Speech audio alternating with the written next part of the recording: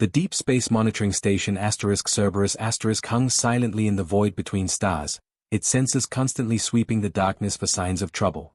The massive structure looked like a giant metal spider with sensor arrays extending in all directions, each one capable of detecting signals from thousands of light-years away. For 3 years, Lieutenant Tom Bradford had called this place home, watching the endless black of space for anything unusual. Tom was halfway through his morning coffee, the bitter synthetic brew that passed for decent caffeine this far from Earth, when the emergency klaxon shattered the peaceful quiet of the observation deck. Red lights flashed throughout the station as automated systems kicked into high alert mode. "Sir, we're picking up a distress signal from the Kepler 442 system," called Sergeant Lisa Park from her console, her fingers dancing across holographic displays that showed wave patterns and signal analysis. Her face was pale as she adjusted her headset. It's not good." Tom set down his coffee mug and rushed to the main communications array. The central command room of *Cerberus* was a marvel of human engineering, with curved walls covered in displays showing star charts, energy readings, and real-time data from across this sector of the galaxy. 12 technicians worked at various stations, but right now all eyes were on Lisa's console. The transmission crackled through the speakers, filled with static and interference. It was a mixture of Galactic Standard, the common trade language used by most civilized species, and an unknown alien tongue that sounded almost musical despite the terror behind it. Between the bursts of static, a desperate voice pleaded, "Anyone, please. The harvesters come, 17 worlds, all dead, moving toward inner systems, children, all the children." Tom felt his blood run cold. He had heard rumors about something called the harvesters in deep space pilot stories, but he had always assumed they were just scary tales told in cantinas. The voice on the transmission belonged to a Zephyrian, one of the peaceful telepathic aliens who looked almost like tall, graceful humans with silver skin and large blue eyes. "Lisa, clean up that signal. I want every word recorded and analyzed," Tom ordered, his training taking over despite the growing dread in his stomach. "And get me a direct line to Terra Command. Priority Alpha." The next few minutes felt like hours as technicians worked to boost the signal strength. Through the static, they caught fragments. "Bioships everywhere, they consume everything, metal, flesh, doesn't matter, growing stronger," warned the inner colonies. The transmission was coming from the edge of Zephyrian space, nearly 200 light-years from the nearest human colony. These were the same aliens who had freely shared their advanced agricultural technology with human settlements 5 years ago, asking for nothing in return except friendship. Their floating garden cities were considered some of the most beautiful sights in known space. Admiral Rebecca Stone received the message within hours at Terra Command, the massive military complex built into Luna's far side. Her weathered face, marked by 30 years of military service, grew grim as she studied the coordinates on her personal display. The signal originated from what should have been a refugee convoy of Zephyrian civilian ships. The Admiral's office overlooked the main fleet staging area where dozens of human warships floated in perfect formation. Cruisers, destroyers, and support vessels that represented the public face of humanity's military might. But Rebecca knew about the ships that weren't visible, the ones hidden in classified shipyards throughout the outer system. Her aide, Commander David Wells, approached hesitantly. The young officer had been with her for 2 years, but she could see this was the first time he had encountered something that truly frightened him. Long-range sensors confirm massive energy signatures moving through that sector. Whatever hit the Zephyrians, it's big. Really big. Rebecca studied the sensor data on her wall display. The energy readings were unlike anything in their databases. The signatures suggested ships the size of small moons, but they were moving in coordinated formations like a single organism. Even more disturbing, the readings showed the energy output was growing stronger as the formation moved through space. "How long until they reach the outer colonies?" she asked quietly. David's hands shook slightly as he consulted his tablet. "At current speed, 6 months, maybe 8 if they stop to harvest more systems along the way." Admiral Stone walked to her secure communications panel, a device that could only be activated by her biometric signature and voice authorization. She had hoped she would never need to use this particular channel, but the time for hoping had passed. "Initiate Project Eclipse," she said into the secure microphone. "Authorization, Stone 77 Alpha. We have a code black scenario." Across the solar system, hidden facilities began powering up systems that had been dormant for years. In asteroid mining stations, on remote moons, and in the dark spaces between planets, humanity's greatest secret started to wake up. The transmission from the Zephyrian convoy cut to static, but the message was clear. Something was coming for humanity, and this time, the monsters from the dark between stars were real. Captain James Mitchell guided the stealth reconnaissance ship *Shadow's Edge* through the debris field that had once been a Zephyrian refugee fleet. The sleek black vessel moved like a predator through the graveyard of ships, its advanced cloaking systems making it nearly invisible against the star-filled void. Mitchell had commanded stealth operations for 8 years, but nothing had prepared him for this sight. Hundreds of vessels drifted like tombstones in space, their elegant curves and bioorganic designs now twisted and broken. The Zephyrian ships had been beautiful once, grown rather than built, with hulls that shimmered like pearl in starlight. Now they bore strange geometric scorch marks that seemed to pulse with residual energy, as if whatever had attacked them was still somehow present. "Jesus Christ," whispered Corporal Beth Taylor as she stared at the tactical display from the gunner's position. Her hands gripped the console so tightly her knuckles had turned white. "There must be 50,000 dead out here." The scanner showed debris spread across millions of cubic kilometers.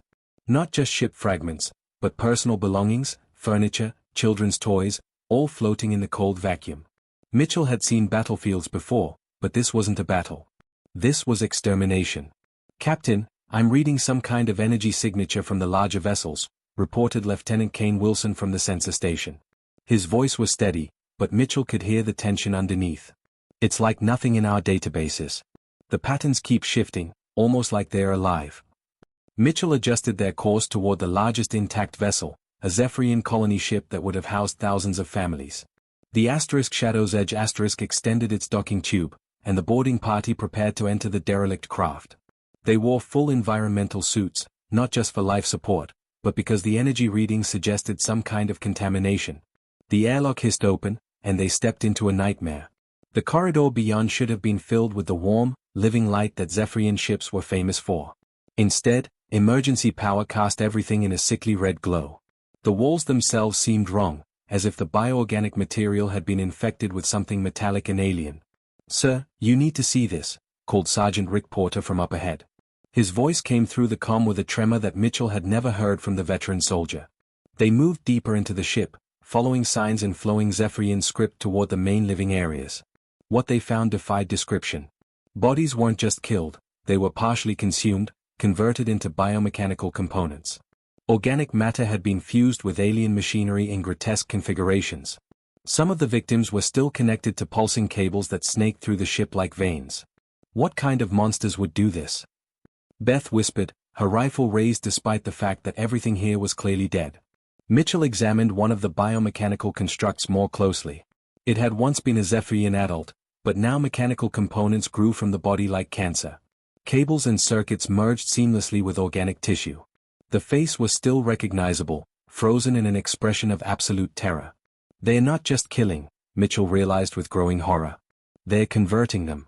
Turning living beings into parts of some kind of machine." The boarding party pressed deeper into the ship, following the main corridor toward the medical bay. The Zephyrian colony ships were designed with their medical facilities at the center, protected by multiple hull layers.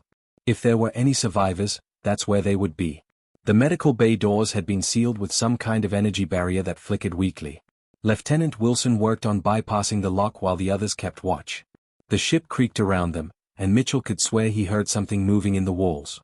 "Got it," Wilson announced, and the doors slid open with a grinding sound. Inside, they found her.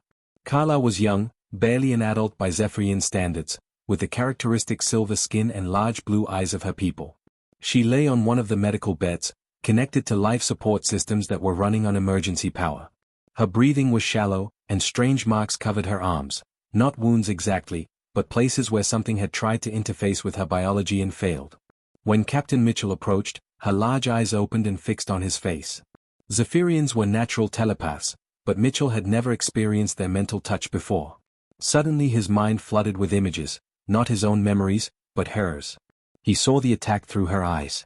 Massive bioships emerging from dark space, each one the size of a small moon. They didn't use conventional weapons.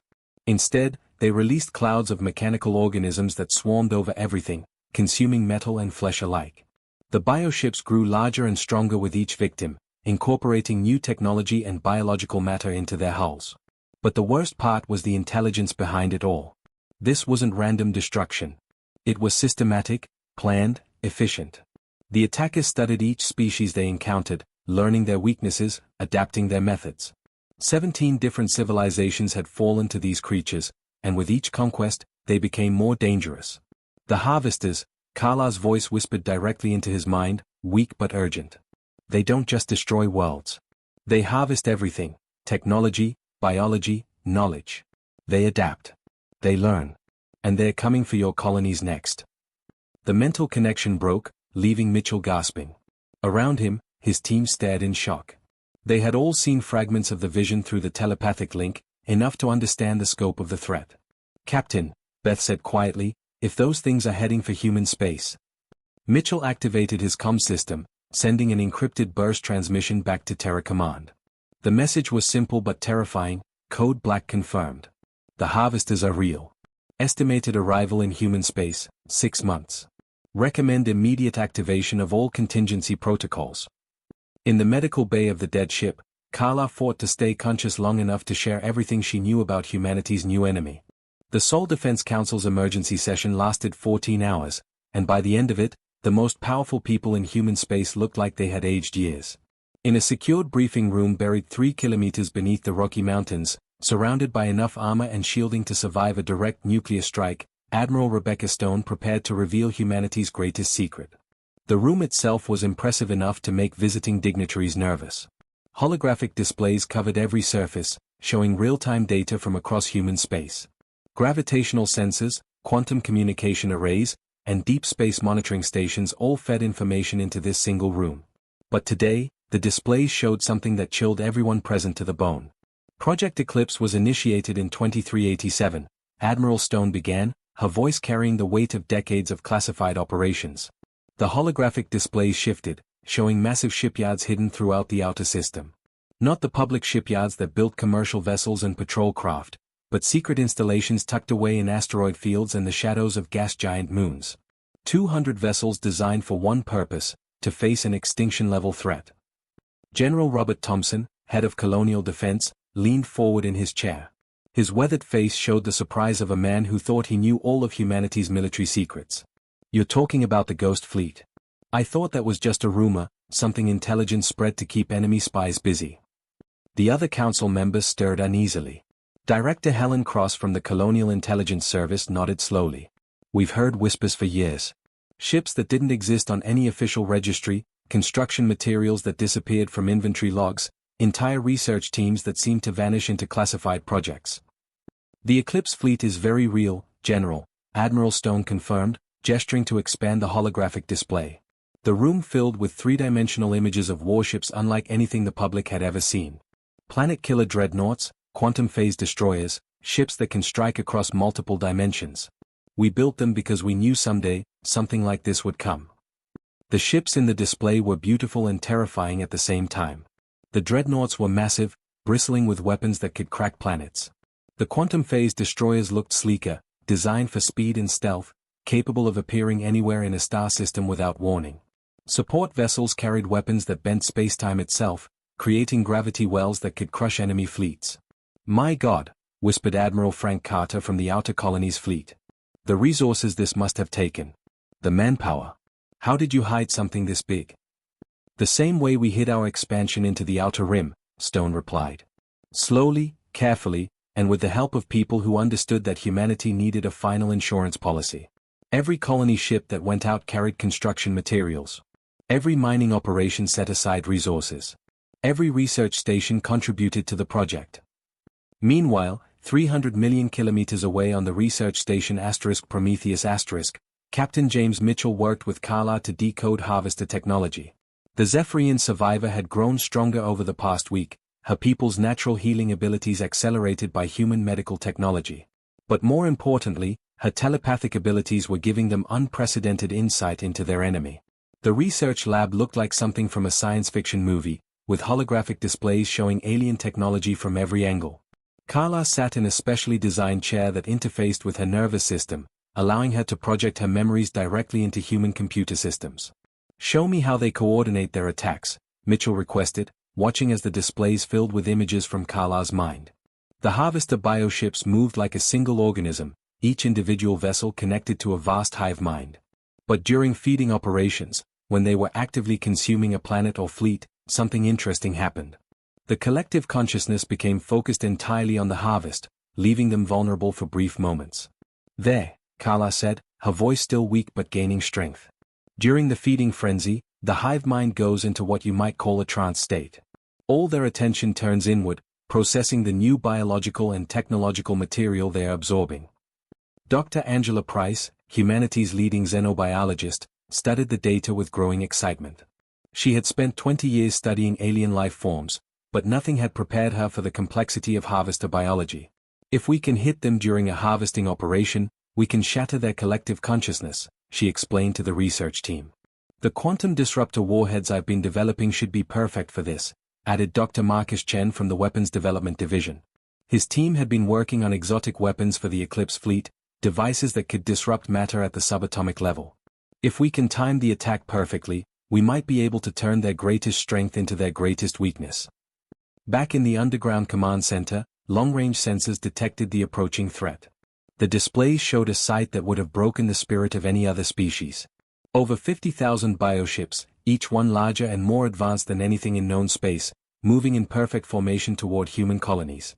"They've consumed 17 civilizations," Admiral Stone announced to the Council.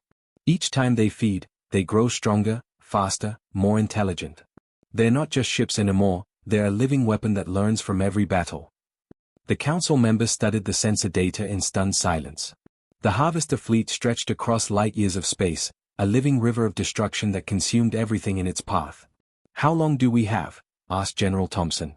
6 months, maybe 8 if they stop to harvest more systems along the way," Stone replied.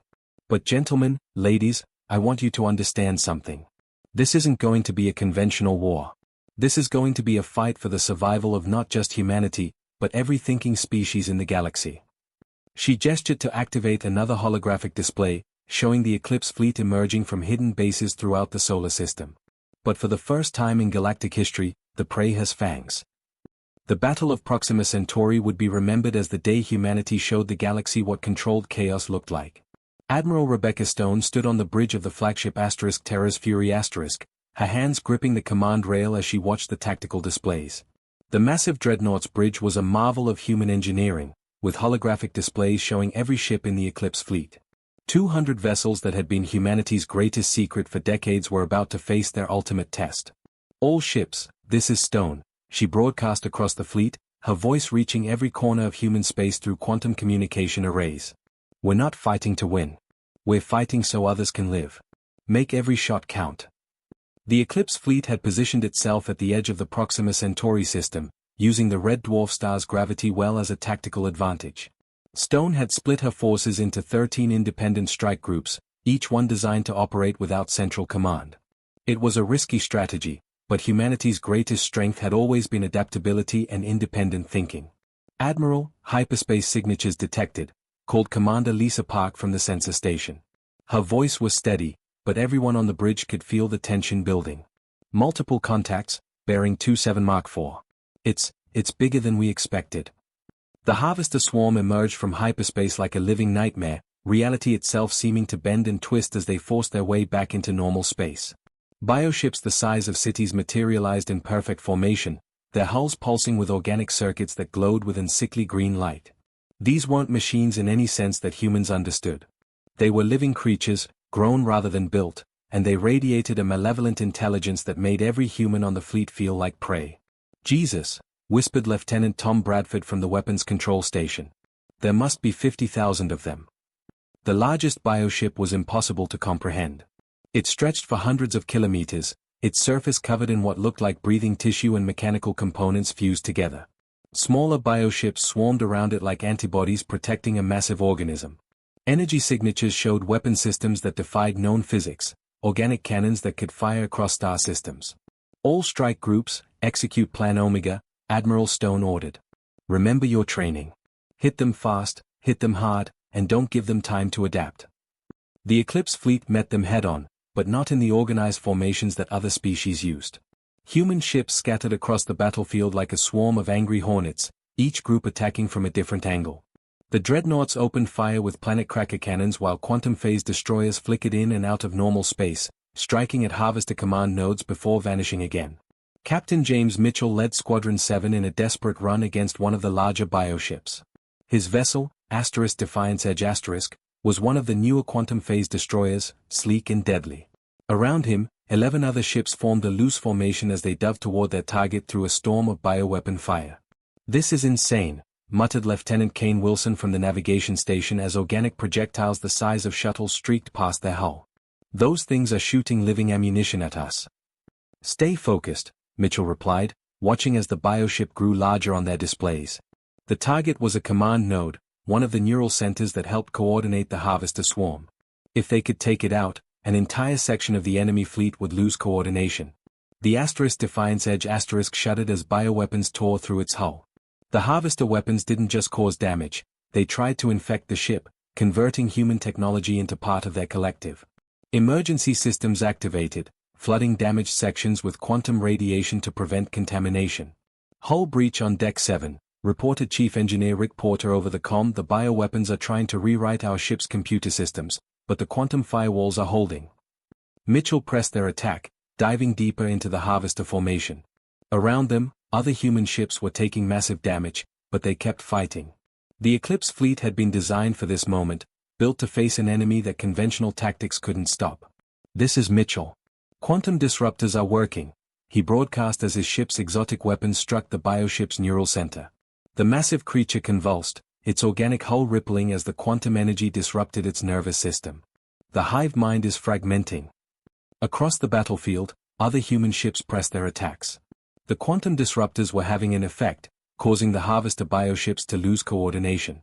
Some began attacking each other as their collective consciousness broke down into chaos. But the victory came at a terrible cost. Half the Eclipse fleet was already destroyed or badly damaged, and the harvester mothership continued to coordinate the remaining bioships. Admiral Stone watched as her tactical display showed the brutal mathematics of the battle. They were winning, but not fast enough. She made the hardest decision of her career. "All ships, ramming speed. Target the mothership's core," she ordered, her voice carrying across the fleet one last time. "It's been an honor serving with you all." The Terra's Fury accelerated directly toward the massive harvester mothership, its planet cracker cannon charging for one final shot. Other human ships followed, turning themselves into guided missiles aimed at the heart of the enemy fleet. The explosion lit up the Proxima system like a second sun. When the light faded, thousands of harvester bioships drifted lifeless in space, their hive mind shattered forever. The threat that had consumed 17 civilizations was finally ended, but humanity had paid the ultimate price to stop it. In the silence that followed, the surviving ships of the Eclipse fleet began the long journey home, carrying news of both victory and sacrifice back to Earth. The victory came at a terrible price. 60% of the Eclipse fleet lay in ruins across the Proxima Centauri system, twisted metal and shattered hulls drifting in the void like monuments to humanity's sacrifice. Admiral Rebecca Stone died when her ship's core overloaded to deliver the killing blow to the harvester mothership, but her final act had shattered the hive mind that controlled 50,000 bioships. The threat that had consumed 17 civilizations was finally ended.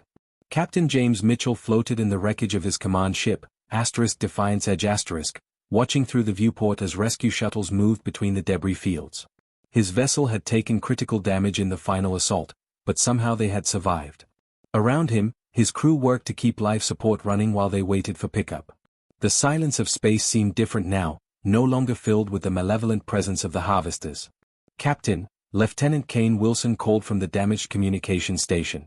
"We're getting reports from across the fleet. Final casualty count is coming in. We lost 120 ships, including the Terra's Fury star." Mitchell closed his eyes for a moment, thinking about all the friends and colleagues who wouldn't be going home. Admiral Stone had been like a mentor to him, and her loss felt personal. But they had won. Somehow, against impossible odds, humanity had faced an extinction-level threat and emerged victorious. In the weeks that followed, surviving alien civilizations across the galaxy learned of humanity's sacrifice through quantum communication networks. The story spread like wildfire through the Galactic Council chambers on Nexus Prime, the neutral station where dozens of species conducted interstellar diplomacy. Species that had never heard of humans before suddenly understood that these newcomers had just saved everyone. Carla, now speaking for the surviving Zephyrians, stood before the full Galactic Council in the Great Assembly Hall. Her silver skin still bore the scars from her encounter with the harvesters, but her voice was strong as she addressed representatives from across known space. Honored delegates, she began, her telepathic abilities allowing her to communicate directly with species that had no common language. 6 months ago, my people faced extinction. The harvesters came to our worlds like a plague, consuming everything we had built over millennia. We sent out desperate calls for help, but no one answered. The assembly hall fell silent. Representatives from the proud Kaulan Empire, the ancient ethereal collective, and dozens of other civilizations listened as Kala continued. Humanity answered our call. They didn't know us well. We had only traded with them for a few years. But when they learned of our plight, they mobilized their entire secret fleet. They faced extinction to save us all. They are the guardians this galaxy needs. The vote was unanimous. For the first time in galactic history, a single species was recognized as the official protector of civilized space. The human delegation, led by Ambassador Patricia Cross, accepted the responsibility with quiet dignity. 3 months after the battle, Captain Mitchell, now promoted to Admiral after his heroic actions at Proxima Centauri, stood before the rebuilt Eclipse fleet at Terra Naval Shipyard. The massive orbital facility stretched across thousands of kilometers of space around Earth's moon, its construction bays filled with activity. 200 new vessels, incorporating lessons learned from the Harvester War, floated in perfect formation. These ships were different from their predecessors. The new Eclipse fleet combined human engineering with technology recovered from the Harvester bioships and contributions from grateful alien civilizations. Zephyrian bioorganic hulls that could repair themselves, Kaulan quantum shields that bent space-time around the vessels, and ethereal consciousness transfer systems that could back up crew memories in case of catastrophic damage. We didn't ask to be the galaxy's shield, Mitchell told his assembled officers through the shipyard's communication system. His words reached every vessel in the fleet, every crew member who had volunteered for humanity's most dangerous duty. But that's what we've become. The next threat is out there, somewhere in the dark between stars. And when it comes, we'll be ready. The new ships were impressive. Dreadnoughts that could crack moons, stealth destroyers that moved through folded space, and carrier vessels that deployed swarms of AI-controlled fighters. But the most important addition was the Deep Space Monitoring Network, a web of quantum sensors that stretched across the galaxy's outer rim. Deep space monitoring stations like Cerberus had been upgraded and multiplied.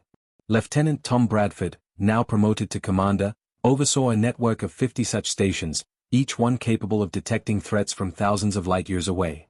The galaxy would never again face surprise annihilation. But the sensors were already detecting disturbing signals.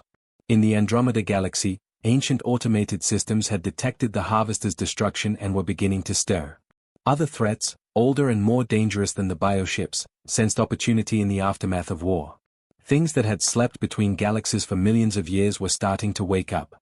Admiral Mitchell stood in his command center on Luna, studying the latest sensor reports. The holographic displays showed movement in the void between galaxies, energy signatures that defied classification. Whatever was coming next would make the Harvesters look like a training exercise. Sir, his aide, Commander Lisa Park, approached with the latest intelligence briefing.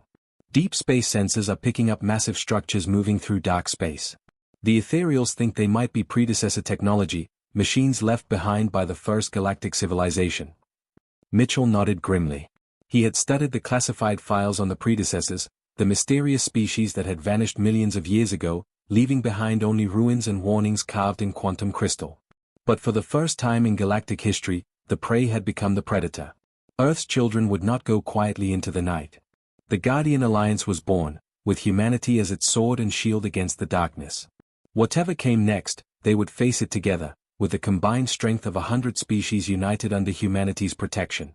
The stars held many secrets, and most of them were dangerous. But humanity was ready.